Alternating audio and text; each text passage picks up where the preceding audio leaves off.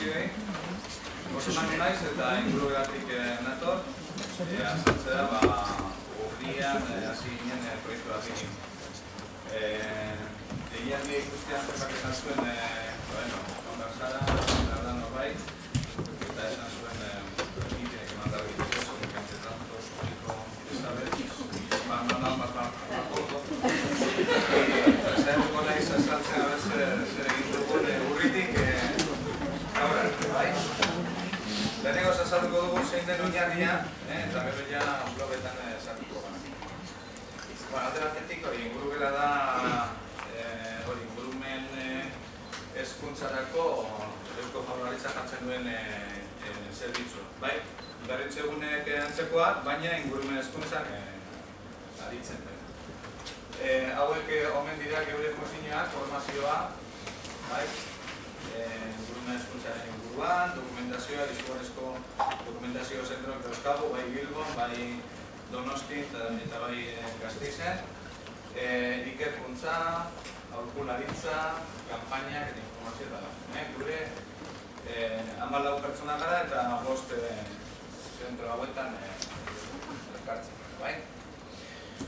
Eskutartean daukagune proiekturik nagusiena orain zera da, eskolako agenda hogeita bat, bai?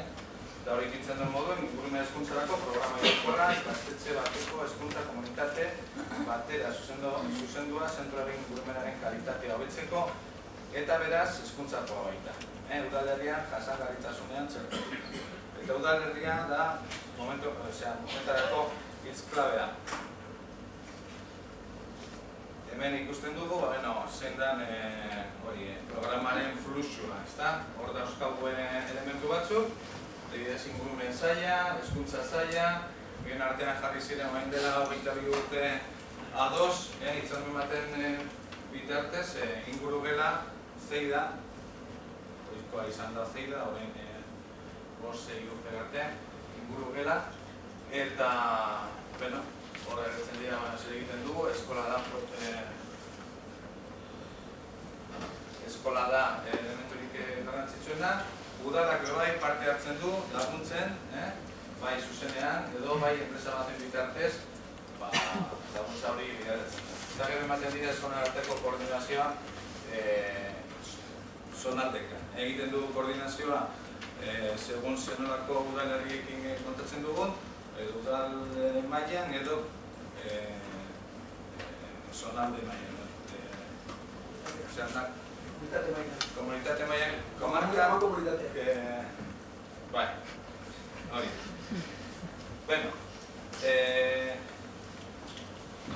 Azken ikasturtetan zelan hasi ginen, 97 ikastetxekin, eta orain gauz, 450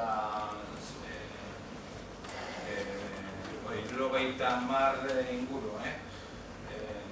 ikasturte honetan, eta zerbait gitxiago datorren ikasturterako. Guztira derrigorrezko eskolen artean eguneko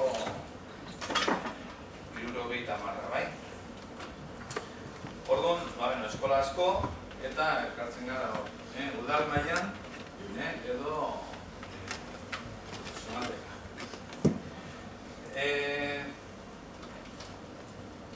Horren beste ikastetxe izan da gero, 5 urte pasata gero, egin zen ebaluazio bat, eta besteak beste atera zen eskolek eskatutako desio bat, nahi bat, ezta? Bakarrik eskatzen dituzue fakturak, eta ez diguzu ez da palmada bat txalo bat ez, bai?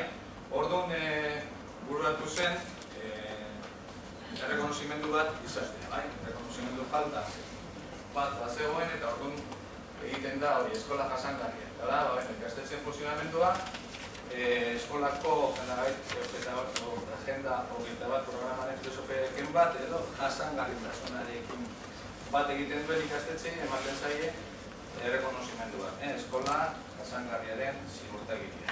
Hau da, prozesu bat, auditoria bat, bizita, nahiko konplexua, 3 hilabetetan ematen dena, baina ikastetxe batzuk, pasatzen duten prozesu hau, eta orduan zertifikado hori izatean ja sartzen dira berez sare berri honetan. Da, iraez, iraunkortasunerako eskola, hogeita bat. Eta hauekin egiten dugu beste koordinazio maila bat, bai? Orain arte, eskola agenda egiten da udal mailan, eta ikasleek bebai elkartzen dira udal mailan, beraien esperientziak elkartukatzeko eta alkatei, udalei eskatzeko behar dena, hobekuntzak udal mailan. Eta hemen egiten dugu, ematen da beste pausu bat. Hemendiak ikasleen arteko koordinazioa ematen da erkidego mailan, eta baita ere lortu ditugu beste esteka batzuk, beste lotura batzuk, bai estatu mailan eta nazioarte mailan. Azkeneko urteetan, hori izan da sartu diren ikastetxe kopurua eta gaur egun gauz 78 ikastetxe. Hori da ematen zaien bandera politori, eta gainera bai mai honetan eta bai hemen hezkuntzako mailan dauz ikastetxeen erdiak gutxi gora bera bandera hori badauka.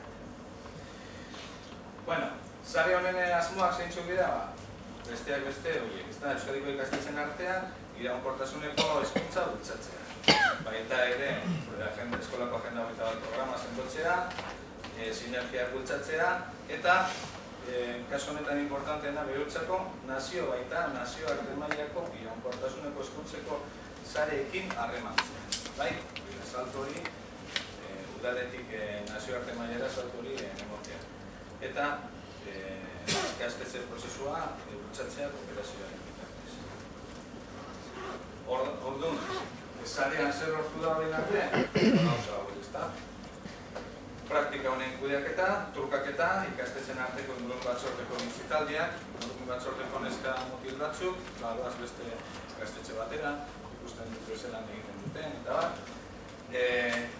Eta beste bat, konfint da, nazioa Marte mailan eratzen ari den prozesu bat, konferentzien bitartez. Hasi zen Brasilen, eta Brasilen 2010an ospatu zen lehenengo nazioarte mailako konferentzia bat, eta prozesua jarraitzen.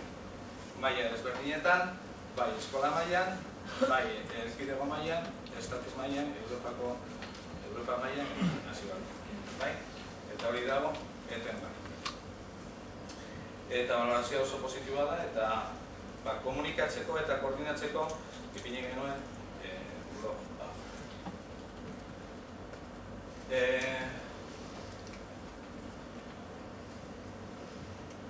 Zelan eratzen dugu.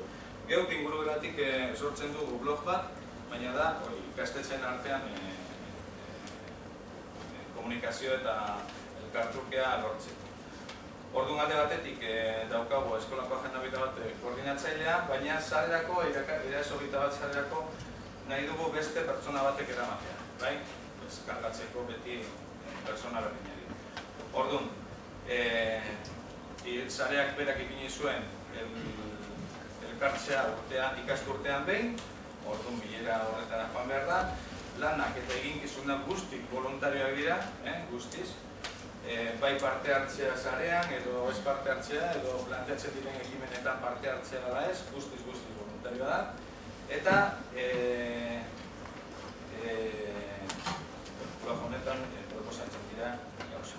Hau da, daukagun bloga, eta hau da, hori, irakasleen artean, sare horretan dagozen ikastetxeen artean, planteatzen diren helburuak gaurtzeko, bai?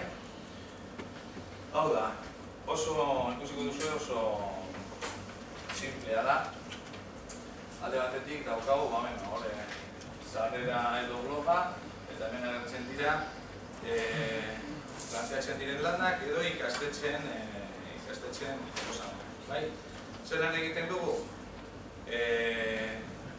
Bidali behar dute email bat, besterik ez. Geuk jasotzen dugu email hori eta geuk egiten dugu lan hori. Sarrera bezala planteatu, normalean eskatzen dugu argazki bat edo bideo bat eta testu lan dut.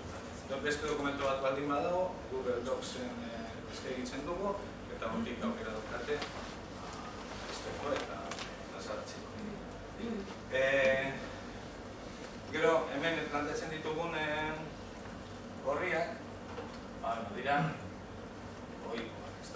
bestena, sarea aurkezteko.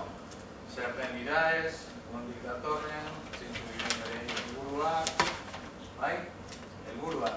Hemen jartzen ditugu ikasturte honetako helburuak, bai? Aurten, lehenengo bileran oso pozik etorri ziren, eta izugarrizko helburuak zituzten, eta, orain gutxi ebaluatu ditu, bai? Gero ekimenak, zeintzuk ekimenak aurkezten dituzten ikastetxeak, helburu bakoitzarekiko, praktika onak, hau egin bat, da pasan ikasturtekoak. Lehen Moodleen bitartez, plataforma horrezak gineukan, da pasatu genituen, eta hor daude eskura. Gero konfik, da gure lanik handienak kasu honetan, eta orduan hori buruzko informazioa, beti daukago, eta hortik ateratzen diren dokumentuak. Alde batetik, ikasleek edo gazteek lan egiten dute arduren inguruan, eta orduan daukagu nazioarteko arduren gutuna, edo Euskadiko arduren gutuna. Kasu honetan zabaldu dugu bat, ikasturte honetako balorazio egiteko, formulario bat,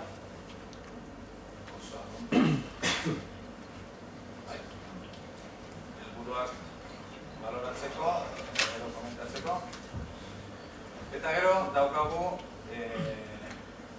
kasu honetan redez, hori, lehenengo pausuak eman dira, beste zaharekin kontaktuan izateko. Orduan daukagu, estatu maila, CNEAM instituzioa da, ingurugela bezala, baina estatu maila.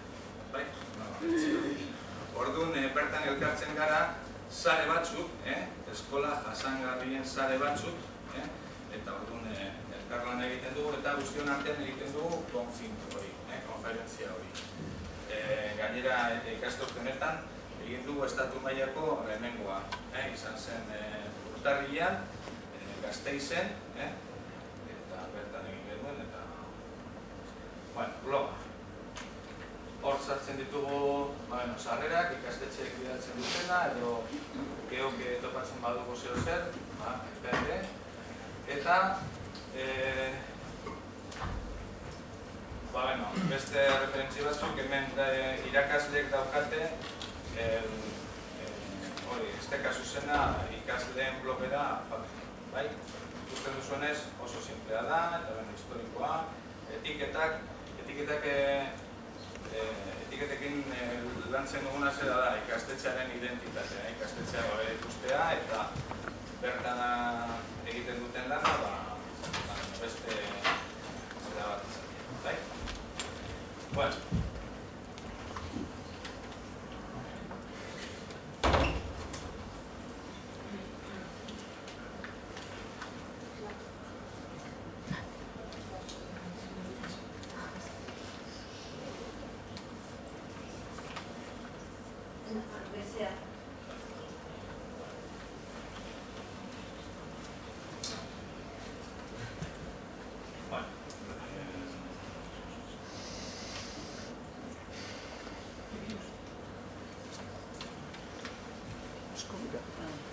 Blogaren mugimendua izan da, urritik ona, pila kategoria bizita, 30 sarrera, 13 ikastetxek idatzi dute, eta 26 sarrera egiten.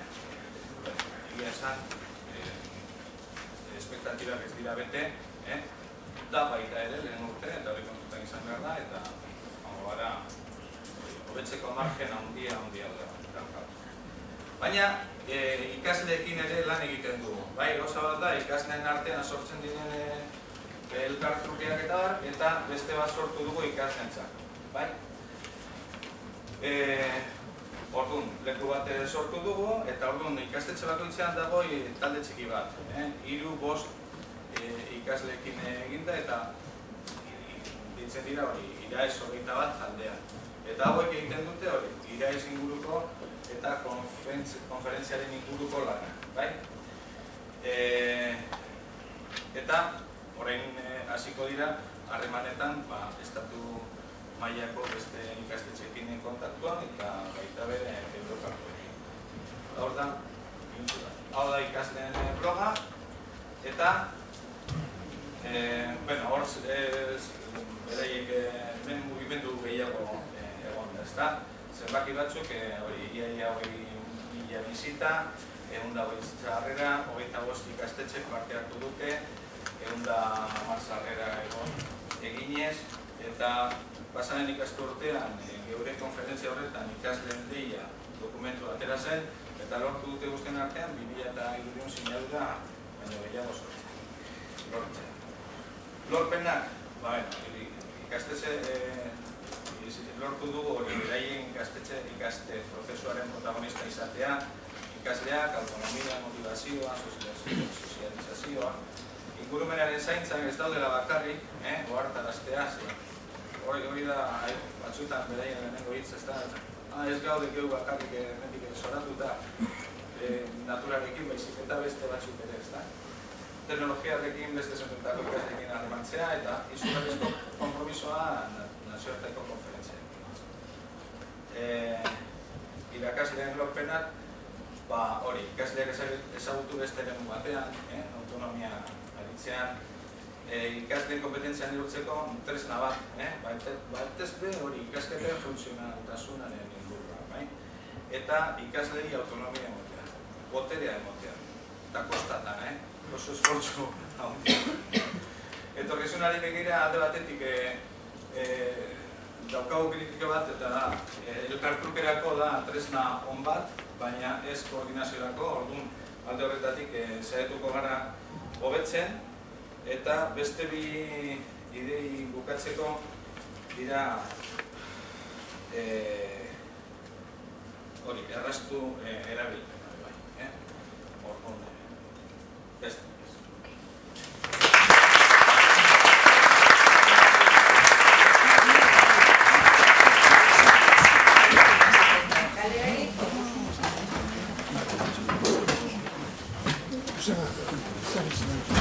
Zer